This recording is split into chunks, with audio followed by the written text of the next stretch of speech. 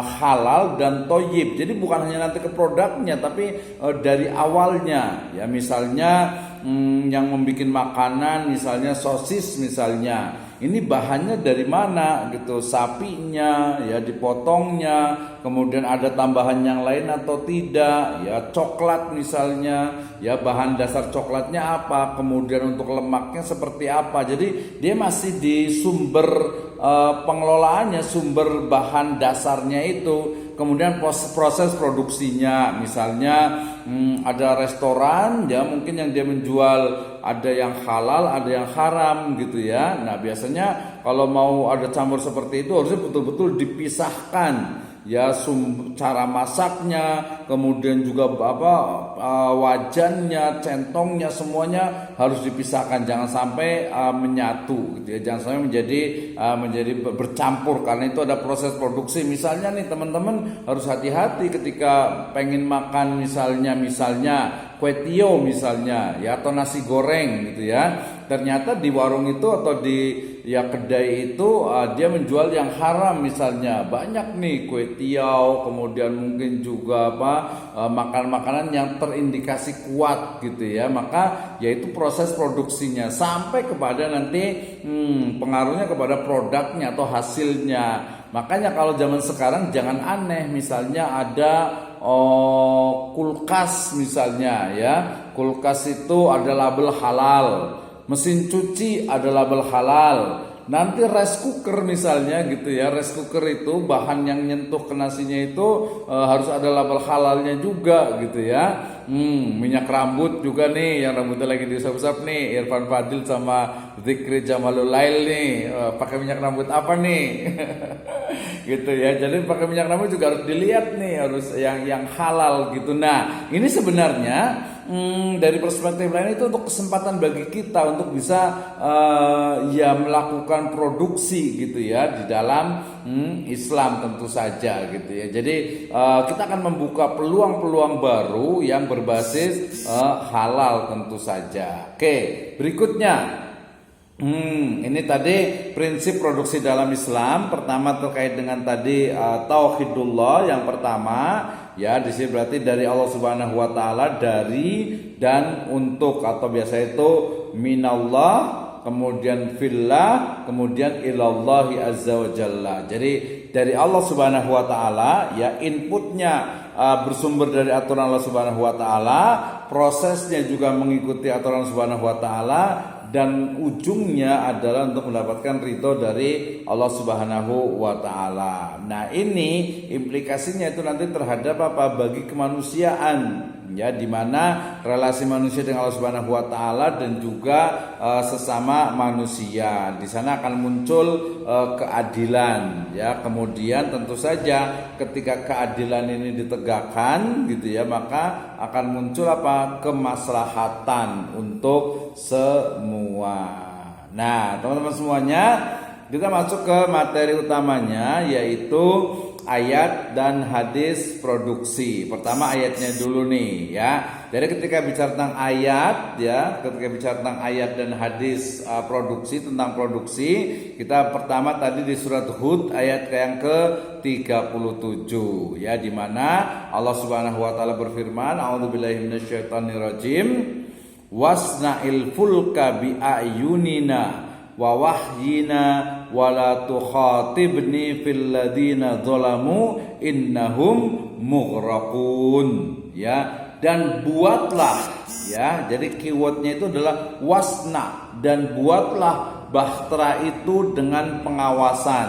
Bahtera itu artinya adalah kapal gitu ya, kapal, dengan pengawasan dan petunjuk wahyu kami, yaitu Allah Subhanahu wa taala, dan janganlah kamu bicarakan dengan aku tentang orang yang zalim, sesungguhnya mereka itu akan ditenggelamkan gitu ya. Jadi ini banyak maknanya sebenarnya, tapi kita ambil yang satu saja, yaitu perspektifnya ekonomi. Ini adalah perintah dari Allah Subhanahu wa taala atau firman Allah Subhanahu wa taala kepada Nabi Nuh alaihi salam agar membuat sebuah bahtera, agar membuat sebuah kapal besar untuk menyelamatkan ya orang-orang yang beriman dan juga yang lainnya, dan juga makhluk yang lainnya. Di sini ada proses produksi yaitu wasna, isna, sinaah ya. Nanti sinaah itu menjadi pabrik ya atau produsen. Berarti keywordnya adalah ternyata di surat Hud ayat ke-37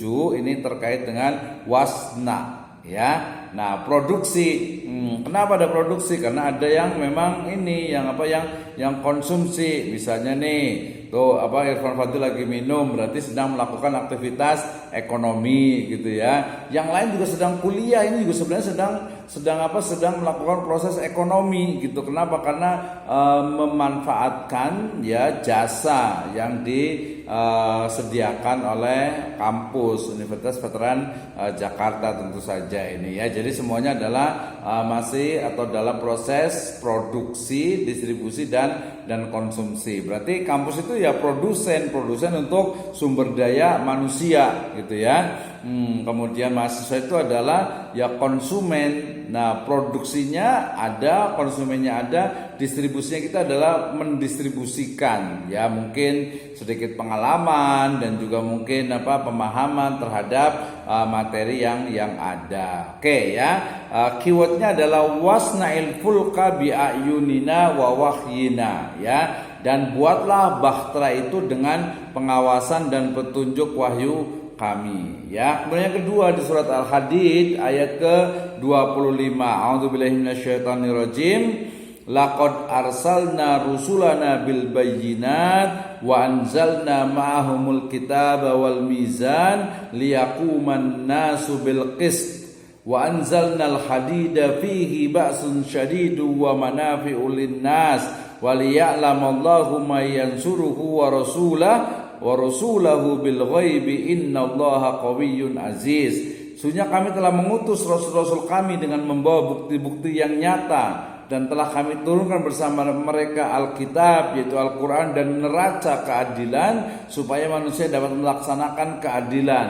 Dan kami ciptakan besi yang padanya terdapat kekuatan yang hebat dan berbagai manfaat bagi manusia supaya mereka menggunakan besi itu, dan supaya Allah Subhanahu wa taala mengetahui siapa yang menolong agamanya dan rasul-rasulnya padahal Allah tidak melihatnya. Sungguhnya Allah Maha Kuat lagi Maha Perkasa. Nah, ini berbicara tentang bagaimana ya al-hadid ya, wa anzalnal hadida fihi ba'sun syadid wa manafi'u lin-nas. Di sini ada proses bagaimana besi. Ya mungkin ini berarti kalau kita lihat dari runtutan sejarah, ini berarti awal dari zaman besi. Ya, di mana manusia itu sudah mulai mengenal besi. Sebelumnya itu kan pakai batu ya, zaman batu. Setelah zaman batu baru zaman logam. Nah, di sini besi, Allah Subhanahu wa taala itu menurunkan ya besi itu, atau mungkin lebih tepatnya menjadikan besi sebagai kekuatan yang hebat ya untuk pertanian, ya untuk perdagangan dan lain sebagainya. Berarti di sini ada tadi faktor produksi, yaitu besi itu ya. Besi menjadi faktor produksi yang akan diciptakan untuk yang akan digunakan untuk membuat berbagai peralatan ya dalam rumah tangga dan yang lainnya. Al-Hadid ayat ke-25. Selanjutnya ya, jadi dari saya ambil 2 saja, tapi sebenarnya masih banyak lagi. Makanya teman-teman kalau pas membaca Al-Quran, baik itu di dalam sholat ataupun di luar sholat, atau pas qiraah, baik itu subuh atau mungkin maghrib atau mungkin habis sholat gitu ya, dibaca, oh ini artinya ini gitu ya. Jadi saya ambil hanya 2 saja ya terkait dengan produksi ini. Yang lainnya masih banyak sekali ya.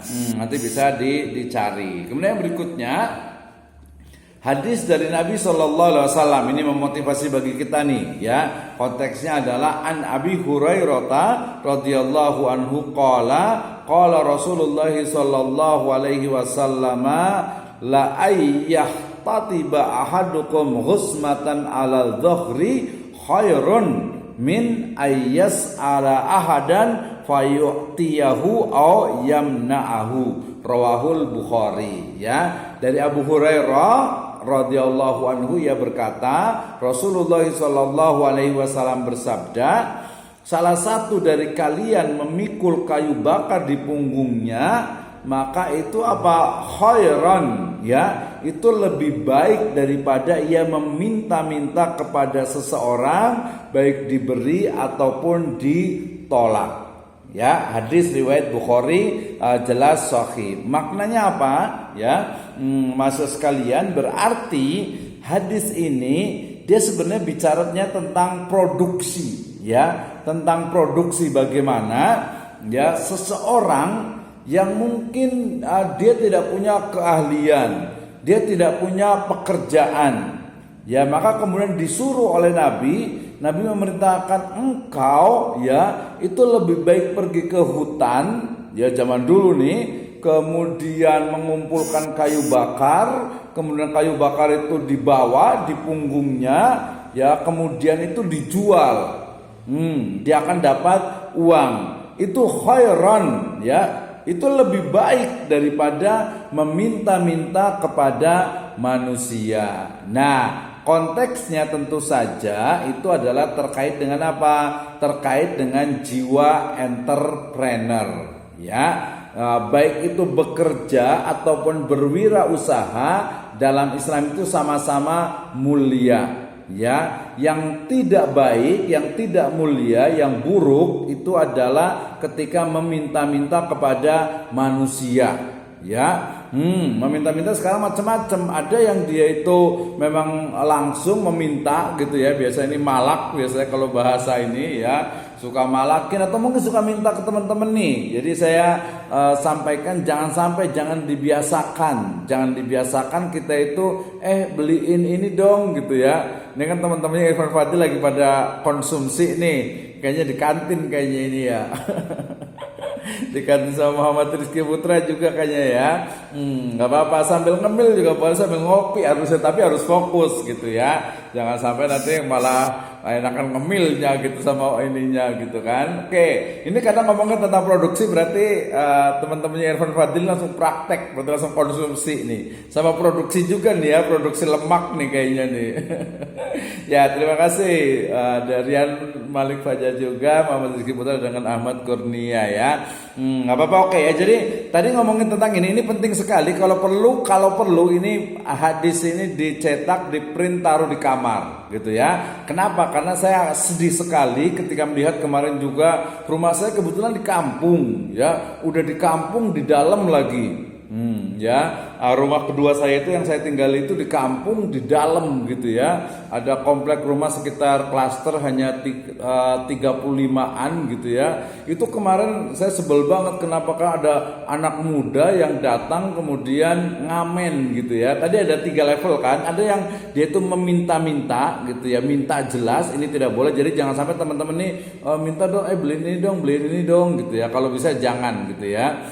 Tidak bagus gitu ya. Kalau perlu kita bersedekah malah gitu ya. Walaupun ya yang minta itu ya kalau mau ngasih ya nggak apa-apa gitu ya. Nah, tapi kalau umpamanya dia itu mampu untuk bekerja tapi minta-minta, nah ini yang tidak baik ya. Demikian juga mungkin banyak nih ya, kan sekarang trennya itu nyanyi lagu, ngamen gitu ya. Mungkin oke lah, mungkin ada yang beberapa yang profesional gitu. Tapi kalau saya lihat beberapa ini mereka nggak tahu ya, apakah saya suudon, buruk sangka gitu ya. Mereka kuat, mereka masih muda gitu ya. Yang miss apalagi gitu ya, itu jelas nggak boleh lah ya. Mereka masih kuat, tapi udahlah gampang ngamen gitu ya. Karena apa? Ngamen bareng-bareng berdua bertiga, seneng-seneng gitu ya, nyanyi-nyanyi seneng dapat duit gitu ya. Ini saya rasa tidak ada lah ya namanya anak kuliah gitu. Anak kuliah itu dia harus profesional, kemudian cari duitnya juga harus elegan, buat kontennya yang bermanfaat dan lain sebagainya ya. Jadi hadis ini dia bicara tentang bagaimana seseorang yang dia itu memiliki kekuatan, memiliki kemampuan, memiliki keahlian yaitu dia manfaatkan, jangan sampai meminta-minta kepada manusia, kepada orang lain, kepada orang tua juga diusahakan, apalagi kan ini udah kuliah gitu ya, bisa sambil dagang, bisa sambil jualan online jadi reseller, atau mungkin juga samsaroh tadi itu, dan juga mungkin bikin konten gitu ya, kan sekarang banyak nih, atau mungkin cari usaha-usaha digital yang memang itu halal gitu kan, banyak nih sebenarnya, lebih banyak yang halal daripada yang haram gitu. Cuman kadang orang carinya yang kurang baik gitu ya. Oke, itu yang pertama. Yang kedua adalah an Abi Hurairah radhiyallahu anhu an Rasulillah sallallahu alaihi wasallam anna Dawud dan Nabiyya alaihi salam kana la ya'kulu illa min amali yadihi, rawahul Bukhari. Dari Abu Hurairah radhiyallahu anhu dari Rasulullah sallallahu alaihi wasallam ya, bahwasanya Nabi Daud alaihissalam selalu makan dari hasil pekerjaan tangannya sendiri. Hadis riwayat Bukhari ya. Jadi Nabi SAW itu menceritakan tentang Nabi Daud ya. Kita tahu nih Nabi Daud kisahnya itu di surat Al-Baqarah ya. Beliau itu tadinya adalah prajurit biasa gitu ya. Tapi kemudian Allah Subhanahu wa taala diberikan ya wahyu nubuah, sehingga kemudian Daud ini adalah pasukan dari Jalut, kemudian berhasil mengalahkan atau bahkan membunuh dari Goliat namanya itu, kalau di barat itu namanya itu ya, Jalut ya, di situ. Jadi dia kemudian menjadi raja. Nah, Daud alaihissalam walaupun dia raja, tetapi dia makan dari hasil pekerjaan tangannya sendiri ya. Dalam salah satu riwayat, Nabi Daud ini adalah seorang yang dia itu pandai membuat perkakas perang ya, bikin pedang, bikin panah dan lain sebagainya. Jadi dia kerja, kemudian kerjanya itu mendapatkan uang, dan uang itu untuk makan. Nah, jadi untuk teman-teman yang mungkin di media sosial sudah dapat uang gitu ya, saya ucapkan selamat, itu adalah halal ya, apalagi kontennya bermanfaat gitu ya, itu akan akan menjadi ya pahala bagi kita. Jangan sampai konten sekarang kan banyak banget ini, yang saya tulis beberapa kali di website saya itu menghalalkan segala cara ya, misalnya laki-laki berpakaian seperti perempuan gitu ya, laki-laki berdandan seperti perempuan. Saya lihat sekilas juga ada tuh penyanyi yang seperti itu gitu ya, padahal jelas la'ana Rasulullah sallallahu alaihi wasallam ya ar-rijal mutakhannitsatu bin nisa wan nisa mutarajjilatu bil rijal gitu ya. Jadi Allah Subhanahu wa taala melaknat seorang laki-laki yang berdandan ya, berperilaku seperti perempuan, dan perempuan yang berperilaku seperti laki-laki gitu ya, apalagi kelihatan banget gitu ya, kelihatan banget. Mungkin kalau mamanya hanya alamiah gitu, alamiah dalam artian itu ada laki-laki yang mungkin suka baperan gitu ya, nggak apa-apa. Mungkin ada perempuan yang agak sedikit tomboy gitu ya, yang seperlunya tidak apa-apa. Yang tidak boleh itu adalah kalau dia itu sengaja, apalagi ya di konten-konten itu sengaja agar orang lain itu tertawa, agar orang lain terhibur dan lain sebagainya. Ini dalam Islam sebenarnya jelas sekali ya, itu kayaknya masuk ke grey economy ya, ada ke grey economy itu sama ya orange economy juga tuh ya. Oke, baik, terima kasih ya. Dari itu hadis yang kedua, saya ambil 2 hadis saja juga. Ini terkait dengan bagaimana Nabi Daud alaihissalam itu melakukan produksi ya, dan mengonsumsi itu dari hasil produksinya ya, buat konten, mungkin ada yang buat produk gitu ya, atau mungkin jadi reseller, atau mungkin jadi jualan digital dan sebagainya. Itu adalah bagian dari amal mulia di dalam Islam, yaitu kita makan la yaqulu illa min amali yadihi. Saya jajan misalnya dari uang saya sendiri gitu, saya usaha sendiri nih, seperti itu ya. Ini sangat-sangat entrepreneur sekali nih ya, sangat-sangat jiwa wirausaha. Oke, kemudian Itu tadi produksi ya, karena waktu kita agak pendek juga. Yang berikutnya adalah distribusi. Saya yakin semua juga sudah tahu apa itu distribusi. Distribution itu adalah penyaluran dan pembagian.